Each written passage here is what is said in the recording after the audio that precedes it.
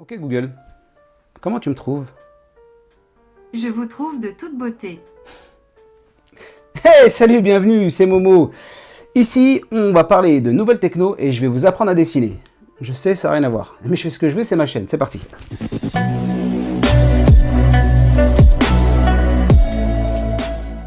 Voici donc les Google Nest Audio. Je remercie d'ailleurs Google de me les avoir prêtés pour que je puisse vous faire la démonstration. Non, c'est pas vrai, je les ai achetés. Parce qu'ils me connaissent même pas, là, cette vidéo, je l'ai même pas encore postée. Enfin bref, je les ai achetés à la Fnac. Quand j'ai posé la question au vendeur, il m'a pas vraiment convaincu. Tout ce qu'il m'a dit, c'est on écoute de la musique, on peut commander de loin l'enceinte. J'allais dire, on peut faire la même chose avec une enceinte classique et avec mon téléphone. Du coup, je les ai achetés. Ça n'a aucun sens, mais je suis comme ça. Du coup, au niveau gamme, elle se trouve entre la petite sœur, la Google Nest Mini, et le daron, le Google Home Max. Si le son est meilleur que sur la petite sœur, il est moins bon que sur le daron, qui fait quand même 200 boules de plus.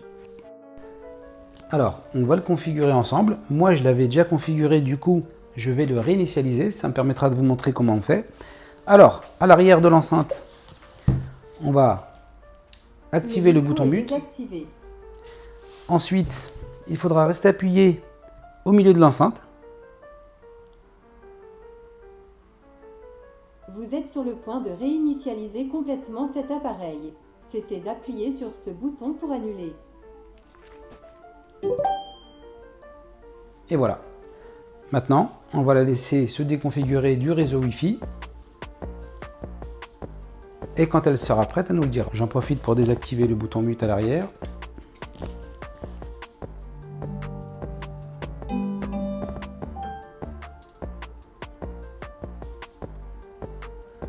Bonjour, pour commencer, téléchargez l'application Google Home. Alors, on va faire ce que dit la dame. On va télécharger l'application Google Home. Moi, je l'avais déjà, du coup, j'ai pas besoin de le faire. On va donc sur notre application. On va aller tout en haut à gauche sur le petit plus. Configurer un appareil, un nouvel appareil. Donc ma localisation. Il va rechercher l'appareil. Il l'a détecté. Ok, on confirme. Les lumières passent en bleu sur l'enceinte. L'enceinte est connectée. Il émet un petit son pour nous dire est-ce que c'est bien cette enceinte que vous êtes en train de configurer. Donc je l'ai bien entendu, je confirme. Contribuer à l'amélioration, c'est à vous de voir. Je vais la mettre dans le salon, sur mon réseau Wi-Fi, pour pouvoir ensuite interagir avec l'enceinte, que ce soit via mon téléphone, la voix ou les autres enceintes. Elle est connectée. Donc, ok, suivant.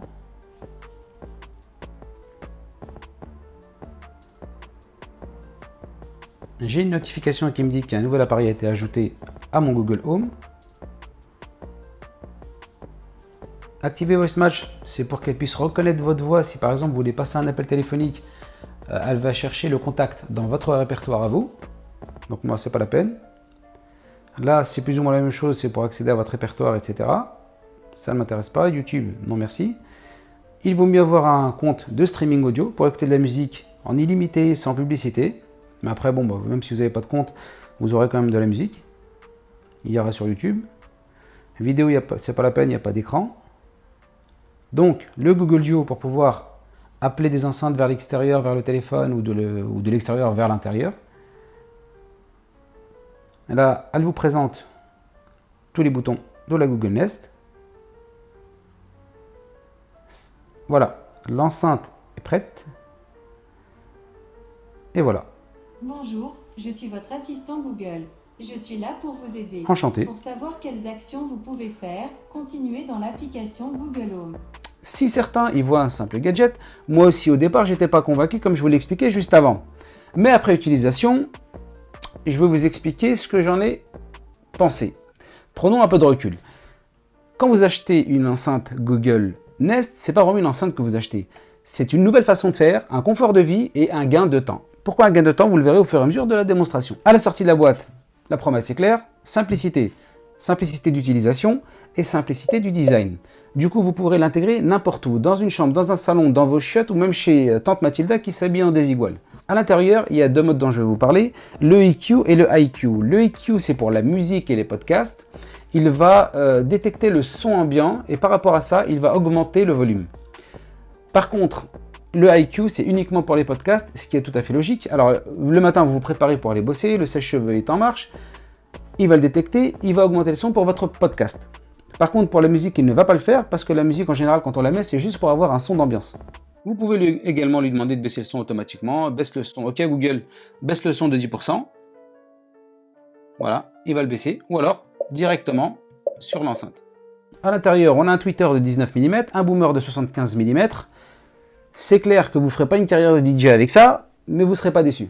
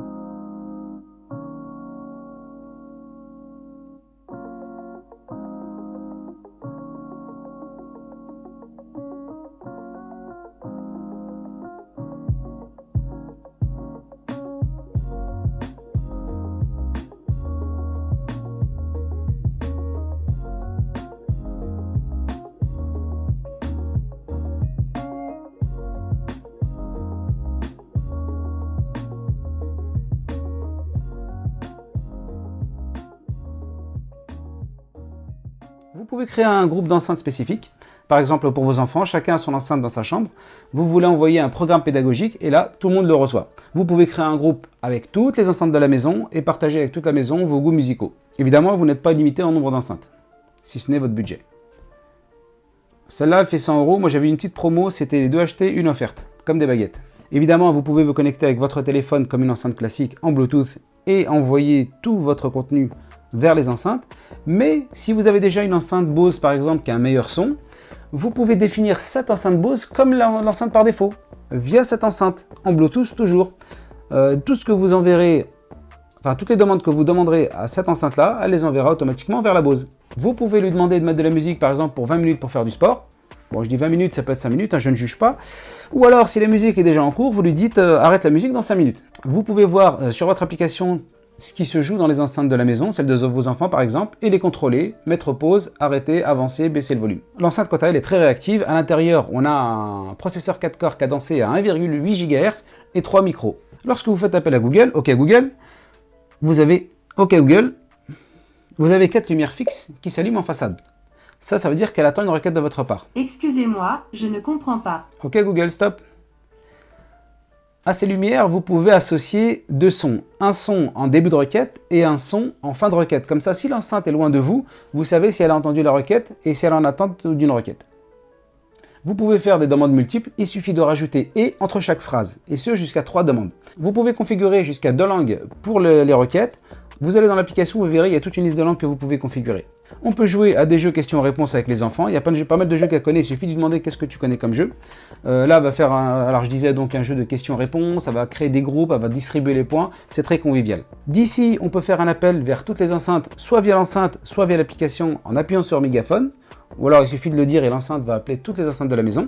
Faire un appel vers une enceinte en particulier. OK Google, appelle Jasmine. Je passe un appel audio à Jasmine sur Duo.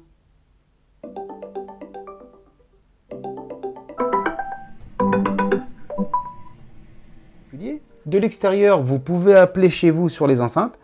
Sur l'application, vous appuyez sur mégaphone et tout le monde reçoit le message. Je parlais de gain de temps tout à l'heure. Vous êtes en train de faire une recette. Pas besoin de prendre le téléphone, de regarder la recette. Là, vous lui demandez la recette. Tout ce que vous avez à faire, quel est l'ingrédient suivant, quel est l'ingrédient précédent, reviens en début de recette. Que veut dire thermostat 6? Tiens, il manque du sucre. Rajoute le sucre à la liste de courses que vous aurez préalablement créée. Il suffit de lui dire de la créer, elle va la créer. Et ensuite, vous la retrouverez directement dans votre application quand vous allez faire les courses. Même si vous faites vos courses en ligne, la dernière fois, je l'ai fait sur Leclerc Drive. Et ben, ils m'ont proposé de le faire avec les enceintes, et ce qui a marché. Par exemple, vous avez mis un minuteur de 10 minutes dans la cuisine. Vous êtes dans le salon, ça sonne. Pas besoin de vous déplacer. Vous lui dites « Stop cuisine », il va arrêter le minuteur. Vous pouvez définir un rappel qui vous rappelle quelque chose, ce que vous voulez. À ce moment-là, une lumière fixe va s'allumer sur l'avant de l'enceinte pendant 10 minutes. Ça veut dire qu'elle est en attente de rappel. Vous lui dites... Il y a un rappel. Ok Google, quel est le rappel? Vous avez deux rappels. Celui, aujourd'hui à 15h17, continuez la vidéo. Vous avez un mode nuit. Évidemment, la nuit, on parle avec moins d'intensité que la journée. Du coup, l'enceinte, elle va éteindre les lumières qu'il y a en façade et elle va baisser le son de ses réponses. Vous avez aussi l'hypersensibilité. Lorsque vous êtes en train d'écouter de la musique la nuit, vous passez la main dessus et ça allume les plus et les moins du volume ou le milieu pour faire pause. D'ailleurs, toujours en parlant de son, vous pouvez régler l'enceinte pour qu'elle baisse automatiquement le son de la télé lorsqu'elle entend votre requête. Avant de dormir, vous lui demandez de vous réveiller le matin comme un quelconque réveil. Ensuite, vous pouvez lui demander de mettre un bruit de cheminée, un bruit de ruisseau ou un bruit de motocross si vous n'habitez pas déjà en cité. Le matin, vous vous réveillez, vous avez des routines préétablies que vous pouvez configurer comme vous voulez. Par exemple, vous dites bonjour, ça va allumer les lumières connectées, ça va ouvrir les volets, ça va vous donner la météo et les infos.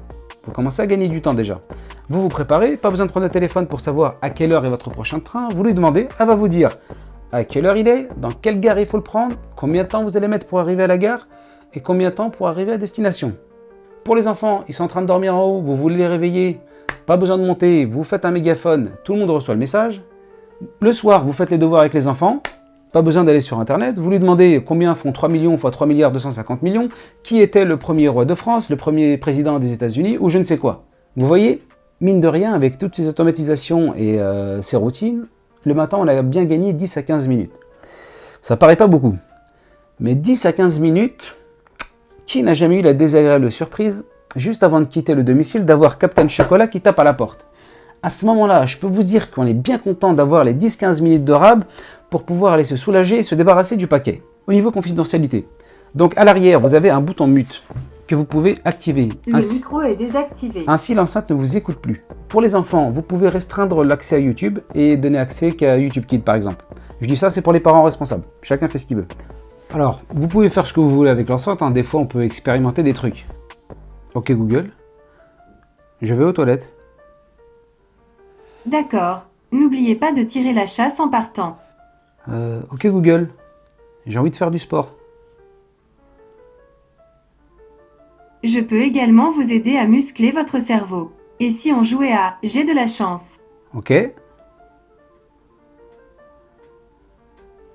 Ok Google, jouons à J'ai de la chance.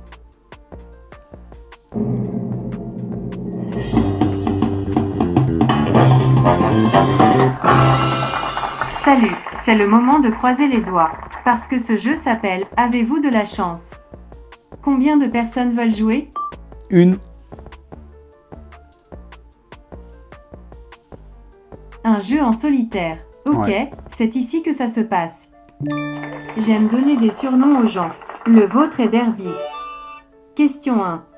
La catégorie est Art, pour 10 points. Le tableau de Vermeer, La jeune fille à la perle, est un autoportrait. Vrai ou faux ? Faux.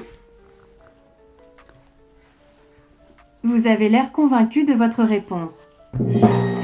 Faux, top là. Le modèle réel du tableau est inconnu, bien qu'on pense qu'il s'agit de la fille de Vermeer. Par ailleurs, certaines personnes ont émis l'hypothèse que la Joconde serait en Ok, fait Google, le peintre stop. Léonard. Enfin bref. Ce n'est qu'un au revoir. Enfin bref, on peut faire plein de choses avec. Sur ce, j'espère que vous avez aimé la vidéo. Si vous avez aimé, cliquez sur j'aime, abonnez-vous, activez la petite cloche pour recevoir la prochaine vidéo. Si vous n'avez pas aimé, revenez quand même, peut-être vous allez kiffer la prochaine. Et moi je vous dis à bientôt.